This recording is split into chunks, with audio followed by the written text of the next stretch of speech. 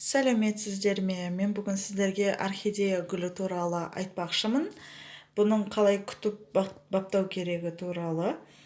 Бұған қай кездерде қалай су құямын? Бұған су құймаймын.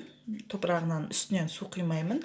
Осылай ыдысқа су құйып, соған 2-3 сағатқа салып қоямын. Тамыры өзі суды тартып алады.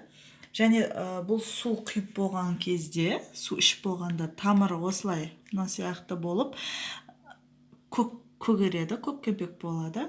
Ал су ішпеген кезінде міне осылай ағарады. Егер осылай тамыры осылай ағарса, онда су құю керек деген сөз.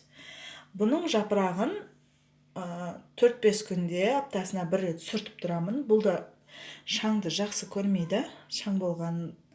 Және су сеуіп тұрамын. Су сепкенде қатты су сеппеймін. Жай ғана су себемін. Су сепкенде мына ортасына су кіріп кетпеу керек. Неге десеңіздер, ортасына су кіретін болса, бұл тамыр шірейді. Мына жақ түбі шіріп кетеді. Бұған су қатты, бұл жерге су тұрып қалмау керек. Мен бұған су сепкен кезде мынандай ватный дискті осылай қойып, тығып, су себемін. Сонда ортасына су кірмейді.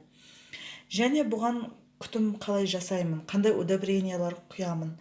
Бұған мынандай спрей, кондиционер спрей дейді, Биомастер компаниясыныңкі. Осы спрейді жапырағына дәл осылай сеуіп, тамырларына себемін. Сонда тамырлары воздушный тамырлар, воздушный корни деп аталынады. Сол жақсы өседі. Осылай сеуіп қоямын. Бұны аптасына 1 рет себемін. Бұл удобрение, кондиционер удобрение деп аталынады. Ішінде қоспа нелері өте көп. Денсаулығына және әдем болып өсуіне септігін тигізеді. Және бұған мысалы мына орхидея жапырағы өте қатты, әдемі болып тұрса, мына орхидея көріп тұрғаныңыздай жапырағы әлсіз және мынау сияқты қатты тургырын жоғалтқан, жылтырауын. Бұны қалай емдеп жазамын? Бұны мен дайындап қойдым. Янтарный кислотаны 2 таблеткасын былай ұнтақтап, және оны мынандай кішкене ғана суға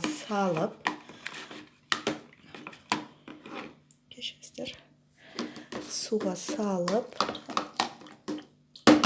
араластырамын.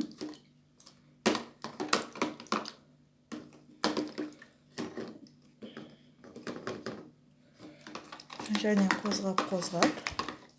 Осы су 5 минуттай тұрған соң, янтарный кислота еріген соң, ватный дискті салып, сулап, осы жапырағын сүртемін.